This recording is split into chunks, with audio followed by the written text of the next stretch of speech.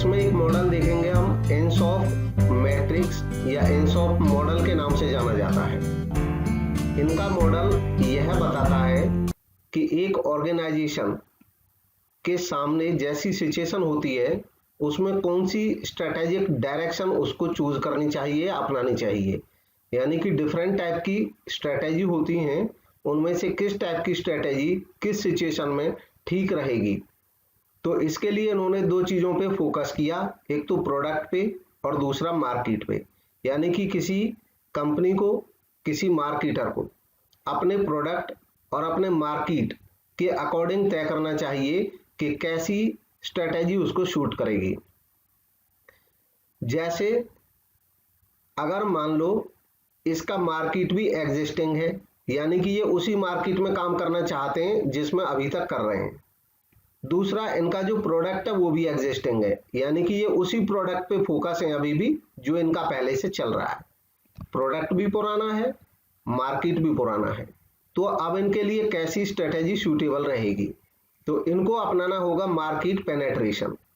Market penetration का मतलब होता है कि इनको जो अवेलेबल मार्केट है और अपने अवेलेबल प्रोडक्ट पे ही ये काम करना चाह रहे हैं, तो इस मार्केट में ज्यादा से ज्यादा पेनेट्रेशन अपनाना पड़ेगा। यानी कि मार्केट में इसी में इनको अपना पुराने प्रोडक्ट को ही ज्यादा से ज्यादा बेचने की कोशिश करनी होगी। तो इनको वैसी स्ट्रेटेजी अपनानी पड़ेगी कि चाहे इन्वेस्टमेंट करना है तो सेम प्रोडक्ट के लिए करना है, सेम मार्केट में करना है एडवर्टीजमेंट, उसी मार्केट में अपनी सेल को बढ़ाना है और अपने प्रॉफिट्स को बढ़ाना है। इसको कहते हैं market penetration strategy. In this strategy organisations increase their investment in A product और मार्केट। यानी कि अपने उसी प्रोडक्ट में इन्वेस्टमेंट और लगा देंगे या उसी मार्केट में और ज्यादा इन्वेस्टमेंट कर देंगे। मतलब मार्केट में ये चाहेंगे कि इनका सामान एकदम पूरी तरह से उनकी मार्केट में पट जाए, पूरी मार्केट इनके सामान से पट जाए। फिर अगर मान लो ये संस्था एग्जिस्टिंग मार्केट को ही बनाए रखना चाहती है, मार्केट का मतलब जहां इसके कस्टमर्स है, मार्केट मतलब कस्टमर्स, जो इसके ऑलरेडी कस्टमर्स हैं, जो इसकी ऑलरेडी मार्केट है जिस पे इसने पहले से फोकस किया हुआ है या काम किया हुआ है। अब ये चाहता है कि उसमें कोई नया प्रोडक्ट भी लाए। तो अगर ये नया प्रोडक्ट लाएगा तो इसको अपनी स्ट्रेटेजी भी वैसे ही बनानी होगी, इसको प्रोडक्ट डेवलपमेंट स्ट्रेटेजी अपनानी होगी। यानी कि नया प्रोडक्ट डेवलप करना है इसमें इसको अपनी पुरानी मार्केट में ही, तो प्रोडक्ट की लाइन को बढ़ाना होगा, डिफरेंट टाइप के प्रोडक्ट्स इसको शामिल करने होंगे। तीसरी सिचुएशन हो सकती है कि इनका जो प्रोडक्ट है वो तो पुराना ही हो, एग्जिस्टिंग हो, लेकिन उन्होंने सोचा कि जिस मार्केट में हम पहले से काम कर रहे हैं ये सफिशिएंट नहीं है, अब और मार्केट भी ढूंढते हैं। मतलब ये नई मार्केट चाहते हैं। नई मार्केट मतलब नए टाइप के कस्टमर्स में भी अपने पुराने सामान को ही, एग्जिस्टिंग सामान को ही बेचना चाहते हैं। तो ऐसे केस में ये क्या करेंगे, नया मार्केट ढूंढेंगे। जैसे नया मार्केट दूसरे देश में ढूंढ सकते हैं, दूसरे एरिया में ढूंढ सकते हैं, दूसरे रीजन में ढूंढ सकते हैं, नए कस्टमर्स को टारगेट कर सकते हैं, लेकिन प्रोडक्ट इनका पुराना ही रहेगा। तो इससे रिलेटेड स्ट्रेटेजी अपनाएंगे। और चौथी सिचुएशन हो सकती है जब ये मार्केट भी नया ढूंढ रहे हो, जो पहला बिजनेस चल रहा है वो तो चल ही रहा है, लेकिन उनको लग रहा है कि ये बिजनेस अब बहुत ज्यादा दिन चलने वाला नहीं है, तो इसलिए इन्होंने क्या किया, मार्केट भी नया ढूंढ रहे हैं। डाइवर्सिफिकेशन स्ट्रेटेजी का मतलब क्या होता है कि जब कोई संस्था अपने बिजनेस को डाइवर्सिफाई करती है, यानी कि अभी तक मान लो वो होटल इंडस्ट्री में काम कर रही थी, अब वो होटल इंडस्ट्री के साथ साथ ट्रेवल इंडस्ट्री में भी काम करेगी। अभी तक मान लो वो ऑटोमोबाइल सेक्टर में काम कर रही थी, लेकिन अब वो ऑटोमोबाइल के साथ साथ वो किसी अन्य सेक्टर में भी काम करेगी। ऑटोमोबाइल के साथ मान लो वो मोबाइल मैन्युफैक्चरिंग में भी जाना चाहती है, वो इलेक्ट्रॉनिक आइटम्स में भी जाना चाहती है, वो एफएमसीजी में भी जाना चाहती है। तो डाइवर्सिफिकेशन स्ट्रेटेजी अपनानी होगी, क्योंकि ये नया मार्केट ढूंढेंगे और नया प्रोडक्ट भी लॉन्च कर रहे हैं। ऐसा तब होता है जब संस्था को लगता है कि पुराना प्रोडक्ट लंबे समय तक नहीं चलेगा या और पुरानी जो मार्केट है वो भी हमको बदलनी होगी। तो दोनों चीजें बदली जाती हैं तो डाइवर्सिफिकेशन होता है। अब ये दो तरीके की हो सकती हैं डाइवर्सिफिकेशन स्ट्रेटेजी, रिलेटेड हो सकती हैं और अनरिलेटेड हो सकती हैं। डाइवर्सिफिकेशन रिलेटेड तब होता है जब हम डाइवर्सिफाई तो कर रहे हैं, मतलब हम जिस बिजनेस में काम कर रहे थे उससे दूसरा बिजनेस तो ढूंढ रहे हैं, लेकिन वो जो दूसरा बिजनेस है वो भी इसी से रिलेटेड है, तो ये रिलेटेड डाइवर्सिफिकेशन कहलाता है। अनरिलेटेड, जैसे मान लो हमारी कार बनाने की कंपनी है, अब कार बनाने की कंपनी में हम कार में टायर्स का भी इस्तेमाल करते हैं, हमने कहा कि टायर की कंपनी में भी इन्वेस्ट करते हैं, या अपनी कोई नई ब्रांच खोल देते हैं जिसमें हम टायर भी बनाएंगे। तो रिलेटेड ढूंढा हमने कि हमारा जो पुराना बिजनेस है उसी को इससे और सहारा मिल जाए, मिल करके ज्यादा सिनर्जिक इफेक्ट डाले हमारी जो बिजनेस का कॉम्बिनेशन है वो। अनरिलेटेड डाइवर्सिफिकेशन होता है जब पूरी तरह से अनरिलेटेड हो गए। मान लो हमारा कार मैन्युफैक्चरिंग का बिजनेस था, लेकिन अब हमने क्या किया, कार के साथ साथ हमने कुछ सीमेंट के कारखाने भी लगा दिए। तो इसका मतलब है कहीं से कोई रिलेशन ही नहीं है कार का सीमेंट का, अनरिलेटेड डाइवर्सिफिकेशन कर दिया हमने। तो मार्केट पेनेट्रेशन स्ट्रेटेजी अभी डिस्कस की, इसमें इन्वेस्टमेंट किया जाता है अपने पुराने प्रोडक्ट पे ही और पुरानी मार्केट में ही। दूसरा जो था हमने अभी डिस्कस किया था प्रोडक्ट डेवलपमेंट। प्रोडक्ट डेवलपमेंट में प्रोडक्ट की रेंज बढ़ाई जाती है, एग्जिस्टिंग मार्केट में, पुराने मार्केट में ही हम और प्रोडक्ट ले आते हैं डिफरेंट टाइप्स के, प्रोडक्ट की रेंज बढ़ा देते हैं। मान लो पहले 2 तरह की बाइक बेच रहे थे, अब हमने 5 तरह की बाइक बेचना शुरू कर दिया और ज्यादा। तो ये प्रोडक्ट को डेवलप किया हमने अपने को।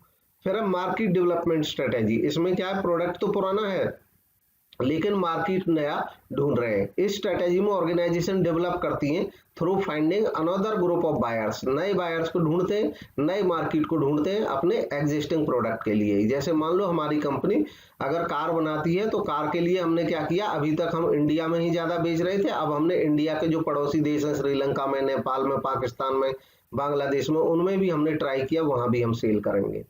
तो मार्केट डेवलप कर रहे हैं हम। और लास्ट होती है डाइवर्सिफिकेशन स्ट्रेटेजी। डाइवर्सिफिकेशन इसमें कौन सी स्ट्रेटेजी होती है, डाइवर्सिफिकेशन स्ट्रेटेजी कोई संस्था अपनाती है अपने प्रोडक्ट को या एक्टिविटीज को डाइवर्सिफाई करने के लिए। इसमें एक संस्था उन प्रोसेसेस में एंटर करती है जिसमें new industry distinct from the core और ओरिजिनल इंडस्ट्री, यानी कि जिस इंडस्ट्री में हम काम कर रहे थे उससे अलग किसी इंडस्ट्री में चले जाते हैं, जिससे कि हम नए काइंड ऑफ प्रोडक्ट, नए टाइप के प्रोडक्ट भी बनाएंगे। अब ये 2 तरह का हो सकता है, रिलेटेड और अनरिलेटेड। रिलेटेड जब होता है तो ये क्यों किया जाता है, to get potential synergy between the existing and the new business, ताकि नए बिजनेस और पुराने बिजनेस में एक नई सिनर्जी बन जाए। नई सिनर्जी यानी कि कोई ना कोई रिलेशन होता है हमारे बिजनेस का दूसरे बिजनेस से, तब हम उसको अपनाते हैं रिलेटेड डाइवर्सिफिकेशन को। नेक्स्ट है अनरिलेटेड डाइवर्सिफिकेशन, इसको कॉन्ग्लोमेरेट भी कहते हैं। अनरिलेटेड का मतलब होता है कोई रिलेशन नहीं था लेकिन हमने दूसरे एकदम डिफरेंट टाइप के बिजनेस में काम किया। जैसे मान लो अभी तक हमारी मोबाइल मैन्युफैक्चरिंग का कारखाना था, अब हमने कहा कि अब हम यहाँ पे ये टायर बनाने की भी एक कंपनी खोलने वाले हैं। टायर बनाने के साथ साथ अब हम होटल इंडस्ट्री में भी उतरने वाले हैं, हम होटल और रेस्टोरेंट भी चलाएंगे।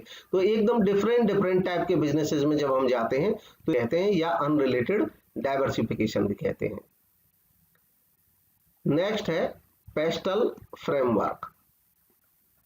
जो पेस्टल टर्म है इसमें 6 प्रिंसिपल कंपोनेंट हैं स्ट्रेटेजिक सिग्निफिकेंस के, जो मैक्रो एनवायरनमेंट से रिलेटेड हैं। ये सभी political, economic, social, technology, environmental और लीगल फोर्सेस कहलाते हैं। पॉलिटिकल फैक्टर्स में आ जाते हैं political policy, political structure, government की स्टेबिलिटी, टैक्सेशन पॉलिसी सरकार की, फॉरेन ट्रेड रेगुलेशन सरकार कैसे कर रही है, social welfare policies, political philosophy, ideological forces, political parties, centres of power, ये सब पॉलिटिकल फैक्टर्स में आ जाते हैं। ये किसी ना किसी रूप से बिजनेस को प्रभावित करते हैं, इसलिए कोई बिजनेस इनको रीड करता है, स्टडी करता है, एनालाइज करता है, तब अपने बिजनेस की पॉलिसीज बनाता है। Economic factor, economic climate, business cycles, GDP, interest rate, money supply, inflation, unemployment, disposable income etcetera, ये सब आ जाते हैं। इसके बाद socio cultural factors. Socio cultural factors में वो आ जाते हैं जो एक बिजनेस ध्यान रखता है अपनी स्ट्रेटेजीज बनाते समय, सोसाइटी को और कल्चर को ध्यान में रखता है, किसी अपने जो बाहर की सोसाइटी है उसको ध्यान में रखता है। इसमें social values, attitude, cultural factors, population demographics, income distribution, social mobility, lifestyle changes, attitude to work and leisure, consumerism, level of education etcetera, ये सब आ जाते हैं। टेक्नोलॉजिकल फैक्टर्स में नई डिस्कवरी, नई techniques, innovations, inventions, pace of technological change, यानी कि कितना स्पीडीली टेक्नोलॉजिकल चेंज आ रहा है, टेक्निकल डेवलपमेंट एटसेट्रा, ये सब आ जाते हैं। एनवायरमेंटल फैक्टर्स में environment protection laws, waste disposal, energy consumption, weather, climate change, water shortages. Legal में आ जाता है ये legislation, employment law, health and safety law, product safety, consumer laws, anti trust laws. देखिए इन सब का इंपॉर्टेंस एक बिजनेस के लिए इसलिए होता है क्योंकि जब वो अपनी स्ट्रेटेजी बनाता है तो अपनी स्ट्रेटेजी बनाते समय उसको याद रखना चाहिए कि उसका इंटरनल सिचुएशन क्या है और एक्सटर्नल सिचुएशन क्या है। एक्सटर्नल का मतलब होता है कि जो एनवायरनमेंट है बाहरी, उसको अगर हमने ध्यान में रख के हम पॉलिसी बनाएंगे तो वो ज्यादा हमारी कामयाब हो सकती हैं। अगर हम एक्सटर्नल चीजों को बिना देखे अपनी कोई स्ट्रेटेजी बनाएंगे तो वो स्ट्रेटेजी सफल ही नहीं हो सकती है, क्योंकि स्ट्रेटेजी का तो मकसद ही होता है कि बाहर मार्केट में जो हमारे कॉम्पिटिटर्स हैं उनसे विन करना, उनसे विन करने के लिए स्ट्रेटेजी बनाई जाती है। नेक्स्ट है मैकिन्सीज 7S फ्रेमवर्क। अब मैकिन्सी का जो 7S फ्रेमवर्क है ये क्या कहता है? ये मॉडल या ये फ्रेमवर्क बताता है कि एक फर्म का ऑर्गेनाइजेशनल डिजाइन वो देखना जरूरी है स्ट्रेटेजी बनाने के लिए। ऑर्गेनाइजेशनल डिजाइन का मतलब होता है कि उसका ऑर्गेनाइजेशन का अंदर का जो डिजाइन है वो कैसे है, और उसमें इन्होंने 7 इंटरनल एलिमेंट बताए। जब अपने संस्था अपने अंदर झांकेगी स्ट्रेटेजी बनाने से पहले कि अपने स्वयं के बारे में देखेगी कि हमारी पोजीशन क्या है, हमारी सिचुएशन क्या है, तो इन 7 चीजों को देखना होता है, जिसमें स्ट्रक्चर, स्ट्रेटेजी, सिस्टम, ये जो 3 फैक्टर्स हैं इनको कहा जाता है हार्ड फैक्टर्स, ये हार्ड कहलाते हैं। और बाकी ये जो 4 फैक्टर्स हैं इन चारों को कहा जाता है सॉफ्ट फैक्टर्स। कुल मिलाकर के जो 7 फैक्टर्स हैं ये कहते हैं कि स्ट्रक्चर का मतलब होता है कि एक संस्था को अपना इंटरनल स्ट्रक्चर देखना चाहिए, ऑर्गेनाइजेशनल स्ट्रक्चर देखना चाहिए, जैसा स्ट्रक्चर है उस हिसाब से स्ट्रेटेजी बननी चाहिए। स्ट्रेटेजी में संस्था को अपनी स्ट्रेटेजीज को, अपने विजन को, मिशन को देखना चाहिए। सिस्टम का मतलब होता है कि संस्था का जो सिस्टम है, इंटरनल सिस्टम, वो कैसे काम करता है उसको देखना चाहिए। स्टाइल का मतलब होता है कि लोगों की काम करने की स्टाइल, यानी कि लीडरशिप स्टाइल, मैनेजमेंट स्टाइल कैसी है।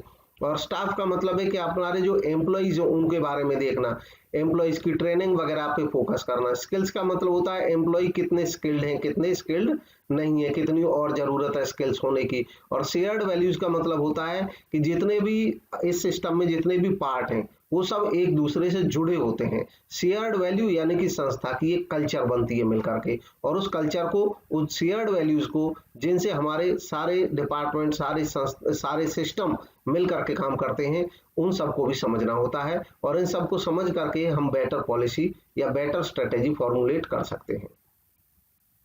अब स्ट्रेटेजी से रिलेटेड कुछ मेजर टाइप की डिफरेंट स्ट्रेटेजीज के बारे में डिस्कस करेंगे। इससे पहले हम कॉर्पोरेट लेवल स्ट्रेटेजी और बिजनेस लेवल स्ट्रेटेजी और फंक्शनल लेवल स्ट्रेटेजीज को पहले कर चुके हैं।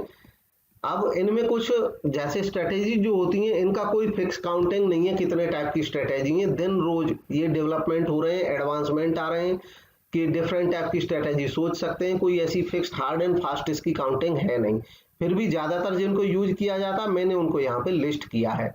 तो उसमें कॉर्पोरेट स्ट्रेटेजीज क्या मतलब होता है, जो कॉर्पोरेट लेवल पे बनती है उन्हीं को पहले डिस्कस करेंगे। बिजनेस लेवल पे जो एक व्यवसाय यूनिट लेवल पे जो बनती है स्ट्रेटेजी, और फंक्शनल लेवल पे यानी कि फंक्शंस पे।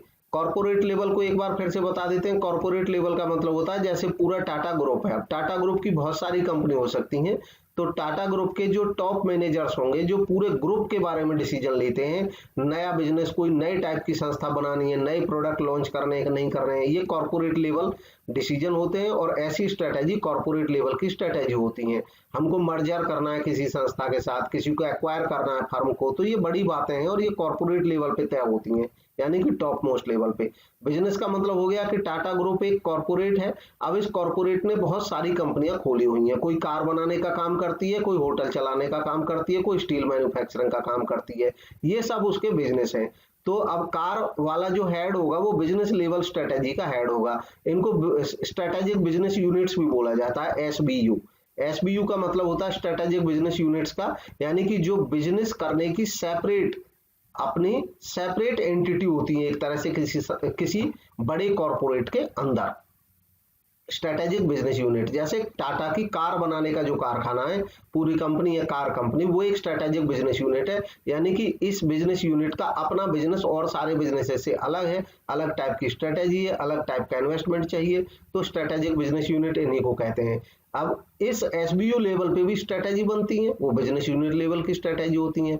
और फंक्शन का मतलब होता है कि जैसे कार एक एसबीयू है, स्ट्रेटेजिक बिजनेस लेवल टाटा का, तो फंक्शन का मतलब हो गया कि यहाँ पे अब कार के मार्केटिंग का काम अलग होता होगा, प्रोडक्शन का काम अलग होता होगा, रिसर्च एंड डेवलपमेंट का काम अलग होता होगा, ये फंक्शंस हैं और इनकी भी सबकी अपनी अपनी स्ट्रेटेजी बनती है। जैसे मार्केटिंग अब एक फंक्शन हो गया, तो मार्केटिंग वाला जो फंक्शन मैनेजर होगा, मार्केटिंग मैनेजर होगा, वो अपनी स्ट्रेटेजी बनाएगा मार्केटिंग के लिए। तो ये मार्केटिंग की जो स्ट्रेटेजी हो गई, ये फंक्शनल लेवल की स्ट्रेटेजी हो गई। इवन फंक्शनल लेवल के बाद भी एक लेवल होता है, कुछ जगह पे मिल जाता है एक्स्ट्रा लेवल, उसको कहते हैं operational level strategy. Operational level strategy क्या होती है कि जैसे मार्केटिंग एक फंक्शन हो गया, अब मार्केटिंग में भी बहुत सारे काम करने होंगे। मार्केटिंग में हो सकता है कि वो एडवर्टीजमेंट को अलग करते होंगे, सेल्स को अलग करते होंगे, सेल्स प्रमोशन स्कीम को अलग चलाते होंगे, डिस्ट्रीब्यूशन को अलग करते होंगे। तो ये सारे जो ऑपरेशंस हो गए अलग अलग, अब इनमें भी ऑपरेशनल कमांड होंगी या ऑपरेशनल मैनेजर होंगे, तो वो जो अपनी स्ट्रेटेजी बनाएंगे छोटे लेवल पे, उनको हम ऑपरेशनल लेवल की स्ट्रेटेजी या ऑपरेशनल लेवल कहते हैं। खैर ये तो क्लासिफिकेशन ही आ गया। अब हम मेजर जो स्ट्रेटेजीज के डिफरेंट टाइप्स हो सकते हैं सिचुएशंस के अकॉर्डिंग, उनके बारे में डिस्कस करते हैं। कॉर्पोरेट लेवल स्ट्रेटेजी जो हो सकती हैं, उनको बोल सकते हैं एक्सपेंशन या ग्रोथ लेवल की स्ट्रेटेजी हो सकती है कॉर्पोरेट लेवल पे। इसके अलावा स्टेबिलिटी या न्यूट्रलिटी स्ट्रेटेजी हो सकती है, इसके अलावा रिट्रेंचमेंट स्ट्रेटेजी हो सकती है, और इसके अलावा कॉम्बिनेशन स्ट्रेटेजी हो सकती है। तो सबसे पहले देखते हैं एक्सपेंशन और ग्रोथ स्ट्रेटेजी। एक्सपेंशन और ग्रोथ स्ट्रेटेजी कोई संस्था अपने एक्सपेंशन के लिए, अपने ग्रोथ के लिए अपनाती है। इन स्ट्रेटेजीज में जो मेजर स्ट्रेटेजीज हैं वो है मार्केट डेवलपमेंट स्ट्रेटेजी, जब कोई संस्था मार्केट डेवलप करती है, मतलब नया मार्केट ढूंढती है। प्रोडक्ट डेवलपमेंट स्ट्रेटेजी, जब कोई संस्था नई प्रोडक्ट लॉन्च करती है, नई प्रोडक्ट बनाती है, तो प्रोडक्ट डेवलप करती है। इनोवेशन स्ट्रेटेजी, जब कोई संस्था प्रोडक्ट तो पुराना है लेकिन उसके इनोवेट करती है, उसी में नए नए तरीके उसको ज्यादा यूजफुल बनाने के लिए उन पर रिसर्च करती है, काम करती है, इनोवेशन स्ट्रेटेजी हो गई। इंटीग्रेशन स्ट्रेटेजी होती है जब कोई संस्था दो या दो से ज्यादा बिजनेसेस को इंटीग्रेट करती है। इंटीग्रेट यानी कि उनको शामिल करती है। अब इसमें हॉरिजॉन्टल इंटीग्रेशन हो सकता है। हॉरिजॉन्टल इंटीग्रेशन होता है कि जिस बिजनेस को संस्था कर रही है उसी बिजनेस को और बढ़ाती है, यानी कि जिस काम को कर रही है उसी को वो और बढ़ोतरी करती है, उसी लेवल का काम। जैसे मान लो एक कार कंपनी है, तो उसने कहा कि एक कार का कारखाना यहाँ पे लगाया हुआ है, अन्य जगह के भी किसी दूसरी कार कंपनी को या तो खरीद ले या अपना स्वयं का ही और कारखाना लगा दे और विस्तार कर दे। तो सेम लेवल का विस्तार जब चलेगा तो हॉरिजॉन्टल इंटीग्रेशन कहलाएगा। वर्टिकल इंटीग्रेशन होता है कि अब हॉरिजॉन्टल ना करके वो क्या करती है अपने से, जैसे मान लो कार कंपनी है, अब इन्होंने कहा कि भाई एक टायर बनाने वाली कंपनी है, तो या तो ये टायर बनाने वाली कंपनी को खरीद लें या ये टायर बनाने का भी कारखाना शुरू कर दें। मतलब दो तरह की बिजनेस एक्टिविटीज को इंटीग्रेट कर रहे हैं। कार तो बनाते ही थे, अब इन्होंने कहा टायर भी बनाने का एक कारखाना अपना खोल लेते हैं। तो अब दो तरह की बिजनेस एक्टिविटीज, लेकिन ये जो बिजनेस एक्टिविटीज है ये ऊपर नीचे की है, यानी कि ये सप्लाई चेन, जो वैल्यू चेन जिसको कहते हैं, उसमें आ जाती है, चेन में आ जाती है ये। या तो ये हमारा सप्लायर हो सकता है, जो बिजनेस हमने दूसरा अपने साथ नया शुरू किया है या मिला लिया है अपने साथ, या तो हमारा वो सप्लायर था या हम उसके सप्लायर थे, ऐसा भी हो सकता है। तो वर्टिकल इंटीग्रेशन दो तरह का हो सकता है, बैकवर्ड हो सकता है, फॉरवर्ड हो सकता है। फॉरवर्ड का मतलब होता है जैसे हमारी कार कंपनी है, अब तक जब हम कार को जो सेल करते थे तो हमने किसी और कंपनी से डिस्ट्रीब्यूशन का ठेका किया हुआ था और उनसे डिस्ट्रीब्यूशन कराते थे, लेकिन अब अपना डिस्ट्रीब्यूशन चैनल भी हमने स्वयं बना लिया। तो जब अपना डिस्ट्रीब्यूशन हम करने लग गए, यानी कि हमारी प्रोडक्शन तो था ही, अब हम प्रोडक्शन के साथ साथ मार्केटिंग की एक्टिविटीज को भी हम स्वयं ही करने लग गए। तो इसका मतलब हमने ये क्या किया, फॉरवर्ड इंटीग्रेशन कर लिया है, फॉरवर्ड वर्टिकल इंटीग्रेशन। और बैकवर्ड होता है जब पीछे की तरफ, यानी कि हम कार में रॉ मटेरियल किसी से लेते थे, टिन लेते थे या लेड लेते थे या टायर लेते थे, अब वो कारखाना भी हमने शुरू कर दिया है अपना स्वयं का। तो इसका मतलब हमने बैकवर्ड इंटीग्रेशन कर दिया है, ये बैकवर्ड हुआ और वो फॉरवर्ड था। नेक्स्ट है डाइवर्सिफिकेशन स्ट्रेटेजी। डाइवर्सिफिकेशन में डाइवर्सिफाई करते हैं, जैसा ऑलरेडी हम डिस्कस कर चुके हैं कि एक सामान हम बनाते ही थे, अब और भी बनाने लगे कुछ डिफरेंट टाइप का। तो डाइवर्सिफिकेशन दो तरीके का हो सकता है, कंसेंट्रिक हो सकता है, कंसेंट्रिक यानी कि रिलेटिव डाइवर्सिफिकेशन, यानी कि बिजनेस हम जैसे अभी इसका एग्जांपल दे रहे थे तो ये रिलेटिव डाइवर्सिफिकेशन की तरह है कि कार बना रहे थे लेकिन टायर भी बनाने लगे, तो रिलेटिव है ये एक दूसरे से। और कॉन्ग्लोमरेट या अनरिलेटेड डाइवर्सिफिकेशन, कॉन्ग्लोमरेट या अनरिलेटेड का मतलब होता है पूरी तरह से कि हम कार बनाने की कंपनी थी, अब हमने सीमेंट बनाने का कारखाना भी ले लिया है, तो ये दोनों ही हम अनरिलेटेड बिजनेस करने लग गए हैं। डाइवर्सिफिकेशन स्ट्रेटेजी, इनके जो पार्ट हैं वो एक दूसरे से क्रॉस करते रहेंगे क्योंकि उनके नाम सिचुएशन के हिसाब से लिए जाते हैं। नेक्स्ट है इंटरनेशनलाइजेशन स्ट्रेटेजी। इंटरनेशनलाइजेशन, जब कोई संस्था अपने आप को इंटरनेशनल लेवल पे ले जाना चाहती है, इसमें एक्सपोर्ट स्टार्ट कर देना, आउटसोर्सिंग करना।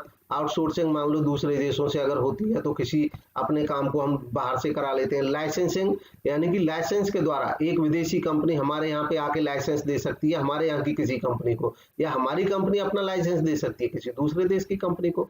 लाइसेंस का मतलब होता है कि हम उसको अपने नाम की अनुमति दे सकते हैं, अपने ट्रेडमार्क यूज करने की अनुमति दे सकते हैं, हम उसको अलाउ करते हैं। फ्रेंचाइजिंग, फ्रेंचाइजिंग जो है ये लाइसेंसिंग का ही दरअसल एक अगला रूप है, डीप रूप है।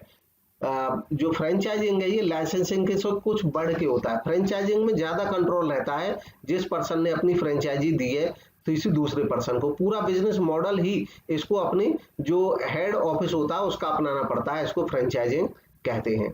नेक्स्ट है ज्वाइंट वेंचर। ज्वाइंट वेंचर का मतलब होता है जब दो संस्थाएं अपना जो ऑलरेडी पहले बिजनेस कर रही थी वो तो कर ही रही हैं, एक नया बिजनेस और इन्होंने दोनों मिल करके कर लिया, पुराना भी चलता रहेगा, वो अपना अलग अलग चलाती रहेंगी, और जो नया बिजनेस है वो इन्होंने मिल करके किया है। एक तरह की टेम्पोरेरी पार्टनरशिप होती है ज्वाइंट वेंचर से। अब होली ओन सब्सिडरी क्या होता है कि एक देश की कंपनी मान लो दूसरे देश में जाकर के अपनी पूरी तरह से सब्सिडरी होली ओन का मतलब होता है पूरे अपने शेयर लगा देती है उस कंपनी में, तो सारा मालिकाना हक जो होता है इस विदेशी कंपनी का इसके ऊपर होता है, और जिसका मालिकाना हक जिस कंपनी का होता है वो सब्सिडरी, और जिस कंपनी को मिलता है ये मालिकाना हक यानी कि जो मालिक होती है उसको होल्डिंग कंपनी कहते हैं, और ये जिसकी मालिक है उसको सब्सिडरी कंपनी कहते हैं।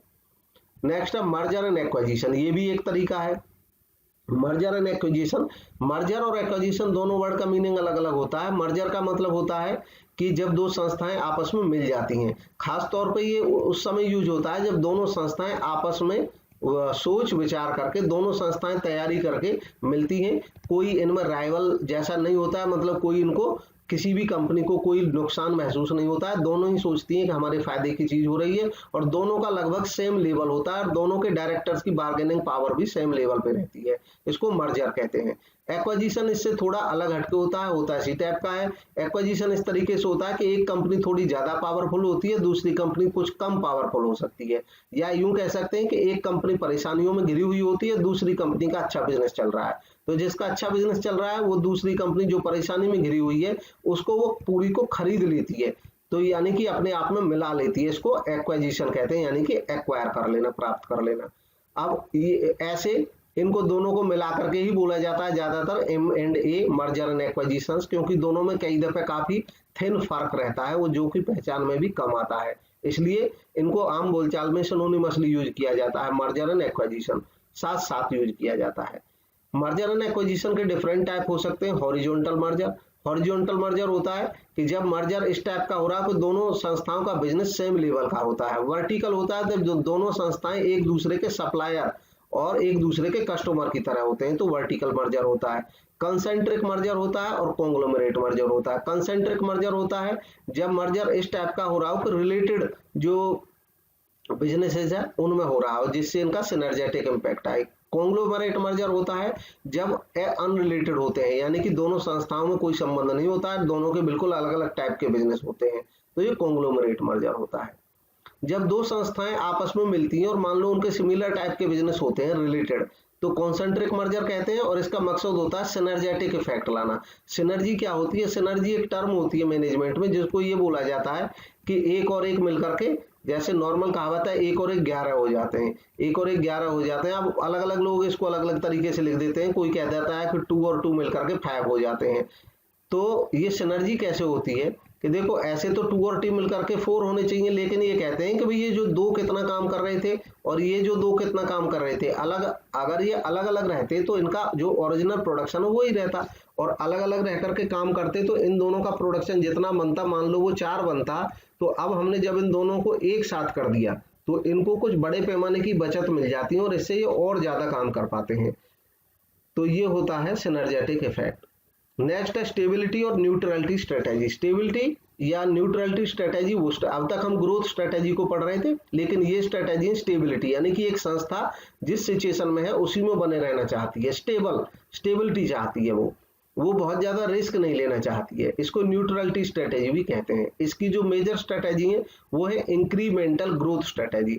अब स्टेबिलिटी का मतलब ये नहीं समझें कि वो बिल्कुल भी विकास ही नहीं करेगी, विकास करेगी, इंक्रीमेंटल ग्रोथ। अब इंक्रीमेंटल ग्रोथ का मतलब है कि ग्रोथ तो करेगी लेकिन स्लो और रेगुलर ग्रोथ करना चाहेगी संस्था, किसी बड़े रिस्क में नहीं पड़ती है बस। सस्टेनेबल ग्रोथ स्ट्रेटेजी इसी का टाइप है स्टेबिलिटी का। इस सस्टेनेबल ग्रोथ का मतलब होता है कि संस्था ग्रोथ तो चाहती है, अटेनेबल ग्रोथ चाहती है, यानी कि जिसको अटेन कर सके इस तरीके से कि बिना किसी प्रॉब्लम में फंसे, यानी कि बड़ी रिस्क बिना लेते हुए बढ़ना चाहती है। और नेक्स्ट है market concentration strategy. Market concentration यानी कि संस्था अपने मार्केट पे, सिंगल इंडस्ट्री जिसमें वो काम कर रही है उसी पे कंसंट्रेट करना चाहती है, वो इधर उधर बहुत ज्यादा अपने बिजनेस को बढ़ाना नहीं चाहती है तेजी के साथ, तो इसको कंसंट्रेशन, मार्केट कंसंट्रेशन स्ट्रेटेजी कहते हैं। नेक्स्ट है पॉज या प्रोसीड विद कॉशन स्ट्रेटेजी, या तो पॉज स्ट्रेटेजी कहेंगे या प्रोसीड विद कॉशन। ये स्ट्रेटेजी वैसी होती है कि जब कोई संस्था क्या करती है कि जैसे मान लो अभी परिस्थिति ठीक नहीं चल रही तो वो एक रुक जाती है, पॉज कर लेती है, जैसे रुक गया, लेकिन दोबारा से जब मोमेंटम आएगा मार्केट में तो फिर से तेजी से नए प्रोडक्ट लॉन्च करेगी और नई स्ट्रेटेजी, एग्रेसिव स्ट्रेटेजी लाएगी, लेकिन रुक काटे। एक बार एग्रेसिव स्ट्रेटेजी लाई, अपने साइज को बढ़ाया, फिर इसने कुछ दिन वेट किया यानी कि पॉज किया और फिर तेजी से काम करना शुरू कर दिया। अब नेक्स्ट टाइप की स्ट्रेटेजी होती है रिट्रेंचमेंट स्ट्रेटेजी। रिट्रेंचमेंट स्ट्रेटेजी उनको कहा जाता है जिनमें कोई संस्था अपने व्यवसाय में कमी लाती है, रिट्रेंचमेंट यानी कि छंटनी करती है। ये भी डिफरेंट टाइप की हो सकती है, इनमें मेजर है turn around strategy. Turn around का मतलब होता है जब एकदम पीछे मुड़ना, टर्न अराउंड यानी कि बिल्कुल पीछे मुड़ना, जिस दिशा में हम जा रहे थे एकदम उस दिशा से फिर से उलट चल देना। ये मार्क करती है upturn after a significant period of negativity, यानी कि जब किसी संस्था बड़ी प्रॉब्लम में फंस रही होती है, यानी कि उसने कोई ऐसे इन्वेस्टमेंट कर दिए, बड़े लॉसेज में चल रही है या बड़ा घाटे का काम चल रहा है, तो अचानक वो टर्न लेती है इस तरीके से सोच विचार करके कि वो एकदम रुख बदल देती है कि अभी तक जो हमको घाटे दिख रहे थे वो फायदे दिखने लग जाते हैं, तो एकदम ये रिट्रेंचमेंट लेती है। इसमें बड़े बदलाव किए जाते हैं किसी संस्था में, जैसे मान लो संस्था सही से नहीं चल रही है तो जो संस्था का चीफ एग्जीक्यूटिव ऑफिसर है उसको हटा देना और नया चीफ एग्जीक्यूटिव ऑफिसर ले आना, यानी कि इसमें एक साथ अपनी दिशा ही बदल दी जाती है। नेक्स्ट है डाइवेस्टमेंट स्ट्रेटेजी। डाइवेस्टमेंट स्ट्रेटेजी क्या होती है? डाउन साइज करती है स्कोप ऑफ बिजनेस एक्टिविटीज पे, यानी कि बिजनेस अपना चलाते रहेंगे, केवल कुछ एक्टिविटीज का साइज डाउन कर देती है, कम कर देती है, यानी कि कुछ एसेट ऐसी होती हैं जो ढंग से काम नहीं कर रही होती हैं, उनको ये बेच देती है, डाइवेस्ट कर देती है, उस काम को रोक देती है। नेक्स्ट है हार्वेस्ट स्ट्रेटेजी। हार्वेस्ट स्ट्रेटेजी भी डाइवेस्टमेंट की तरह है, लेकिन ये डाइवेस्टमेंट से थोड़ी ज्यादा है। रिडक्शन और termination of investment in product line और लाइन ऑफ बिजनेस। इसमें रिडक्शन करना, किसी एक्टिविटी को पूरी तरह से, किसी एक पार्ट को अपने बिजनेस को उसको रोकना शुरू करना धीरे धीरे। जैसे हार्वेस्ट स्ट्रेटेजी क्या होती है, जैसे मान लो हार्वेस्टिंग क्या होती है कि हम अपनी फसल में पानी देते रहते हैं, खाद डालते रहते हैं, लेकिन जब पकने का समय आता है तो हमें पता है कि अब उसमें खाद पानी देना बंद कर देंगे, केवल अब जो उसकी फसल आ रही है उसकी कटाई पे ध्यान देंगे, यानी कि जितना हो सके अब उससे बेनिफिट ले लेंगे।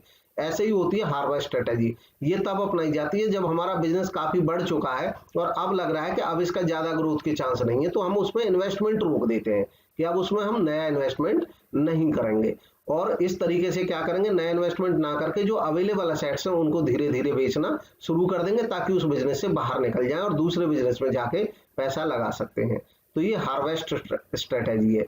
नेक्स्ट है लिक्विडेशन स्ट्रेटेजी। लिक्विडेशन स्ट्रेटेजी ये सबसे एक मुश्किल सिचुएशन होती है किसी संस्था के लिए, अनप्लीजेंट स्ट्रेटेजी होती है ये, यानी कि वो जब उसको लगता है कि अब बिल्कुल कोई रास्ता ही नहीं बचा है और इस केस में फाइनली क्लोज कर दिया जाता है संस्था को ही या व्यवसाय को, वाइंड अप कर दिया जाता है बिजनेस ऑपरेशंस को, जो हमें फायदे के नहीं लग रहे उनको बंद कर देते हैं, लिक्विडेशन स्ट्रेटेजी। नेक्स्ट है कॉम्बिनेशन स्ट्रेटेजी। अब कॉम्बिनेशन स्ट्रेटेजी का मतलब है कि ये जो तीनों तरह की स्ट्रेटेजी हमने पढ़ी, growth strategy, stability strategy, retrenchment strategy, अब ऐसा नहीं है कि कोई संस्था परमानेंट बेसिस पे किसी एक स्ट्रेटेजी को अपनाती है, ये सिचुएशन के अनुसार मतलब परिस्थिति के अनुसार संस्था डिसीजन लेती है और तीनों टाइप की स्ट्रेटेजीज को वो अपनाती है, उनका उचित तरीके से यूज करती है, उसको हम कहते हैं कॉम्बिनेशन। अब नेक्स्ट आ जाती है generic business strategy. Generic business strategy यानी कि जो बिजनेस लेवल को होता है वहां पे इनको यूज किया जाता है, एक बिजनेस के लिए यूज किया जाता है, एक पर्टिकुलर बिजनेस ऑर्गेनाइजेशन इसको यूज करती है।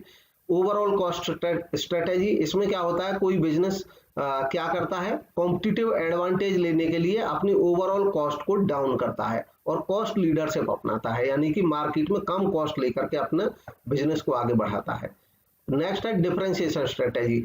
ये स्ट्रेटेजी जो है ये कॉस्ट स्ट्रेटेजी से अलग है, इसमें क्या किया जाता है, अपने प्रोडक्ट को कुछ यूनिक बनाया जाता है, कुछ खास फीचर अपने प्रोडक्ट में जोड़ी जाती हैं जो दूसरे प्रोडक्ट से डिफरेंट और डिस्टिंक्ट दिखता है, तो ये डिफरेंशिएशन स्ट्रेटेजी हो गई। इसमें हम अपने प्रोडक्ट को औरों से अलग दिखा करके, औरों से अच्छा बना करके, यूनिक बना करके मार्केट को कवर करते हैं।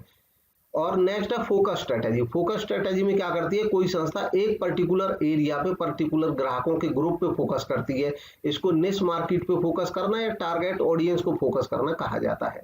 निश मार्केट का मतलब होता है कि किसी मार्केट में बहुत सारे कस्टमर होते हैं, अब उन कस्टमर्स में से एक खास टाइप के कस्टमर जिनकी नीड अभी तक अच्छे से पूरी नहीं हो रही थी, उनको कवर करना, तो उसको निश मार्केट कहा जाता है। निश मार्केट में ऐसे हो सकता है कि जैसे मान लो स्वीट्स बनाने वाली कंपनीज होती हैं, तो वो स्वीट्स बनाती हैं सबके लिए, लेकिन कुछ लोग ऐसे हैं जो स्वीट लेना चाहते हैं लेकिन वो शुगर फ्री स्वीट्स चाहते हैं, तो उनके लिए शुगर फ्री स्वीट्स बनाना, ये निश मार्केट को पकड़ना हो गया, यानी कि एक ऐसा मार्केट पे ध्यान देना जिसपे जो मास प्रोड्यूसर थे वो ज्यादा ध्यान नहीं दे रहे थे, और क्योंकि हमारा साइज छोटा था तो हमने ऐसा मार्केट ढूंढा जिसकी नीड पूरी हुई नहीं है, बस उस पर हम फोकस करेंगे, निश मार्केट हमने ढूंढ लिया।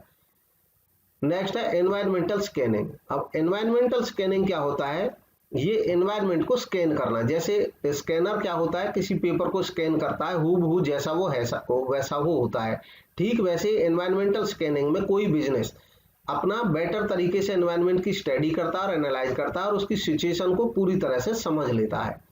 इसको समझने से फायदा ये होता है कि ये इंफॉर्मेशन मिलता है कि कौन से फैक्टर हैं जो संस्था को अफेक्ट कर सकते हैं फ्यूचर में, तो उनको समझ करके अकॉर्डिंगली संस्था अपनी स्ट्रेटेजी बना सकती है।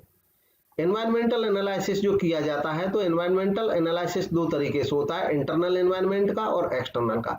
इंटरनल एनवायरमेंट दरअसल फर्म का स्वयं का होता है, जिसमें अपने बिजनेस को अपने जो स्वयं बिजनेस होता है, स्वयं कंपनी होती है, उसका इंटरनल असेसमेंट किया जाता है, जबकि एक्सटर्नल एनवायरमेंट का मतलब होता है बाहरी चीजें। एक्सटर्नल एनवायरमेंट भी दो हिस्सों में बट जाता है, माइक्रो एनवायरमेंट और मैक्रो एनवायरमेंट। माइक्रो का मतलब होता है कि वो एक्सटर्नल फोर्सेस जो केवल एक इंडस्ट्री या एक फर्म को प्रभावित करती हैं, इसमें हमारे कॉम्पिटिटर, हमारे कस्टमर, हमारे सप्लायर, हमारे मार्केटिंग इंटरमीडियरी जो रिटेलर्स, होलसेलर्स सब होते हैं, एजेंट, डिस्ट्रीब्यूटर्स होते हैं, और आम पब्लिक।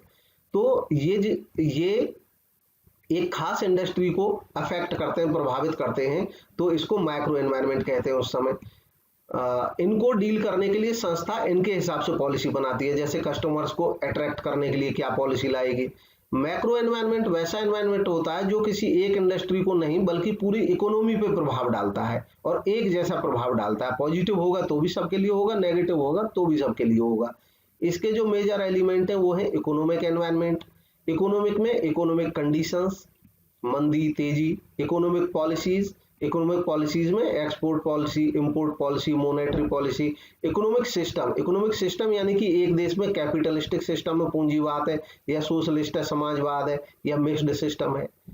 और इकोनॉमिक के अलावा, एनवायरमेंट के अलावा हो गया डेमोग्राफिक एनवायरमेंट। डेमोग्राफिक एनवायरमेंट हो गया पॉपुलेशन का टाइप, और डिफरेंट टाइप की पॉपुलेशन, मिक्स टाइप की पॉपुलेशन होना। सोशो कल्चरल यानी कि सोसाइटी और कल्चर से रिलेटेड एनवायरमेंट, किसी देश का, किसी बिजनेस ऑर्गेनाइजेशन के जो कस्टमर्स हैं उनकी सोसाइटी और कल्चर को देखना समझना।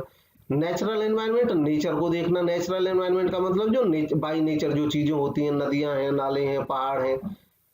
पॉलिटिकल एनवायरनमेंट यानी कि वहां की सरकार का, पॉलिटिकल डिस्पेंसेशन जो होता है कि वहां की सरकार कैसी है, सरकार की आइडियोलॉजी क्या है।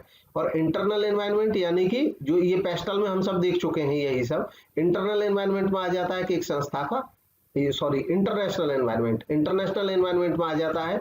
क्योंकि आजकल ये भी आजकल जो बिजनेस होता है वो ग्लोबल बन रहा है, मल्टीनेशनल बिजनेस बन रहा है, इसलिए इंटरनल एनवायरनमेंट भी हर एक संस्था को रीड करना होता है।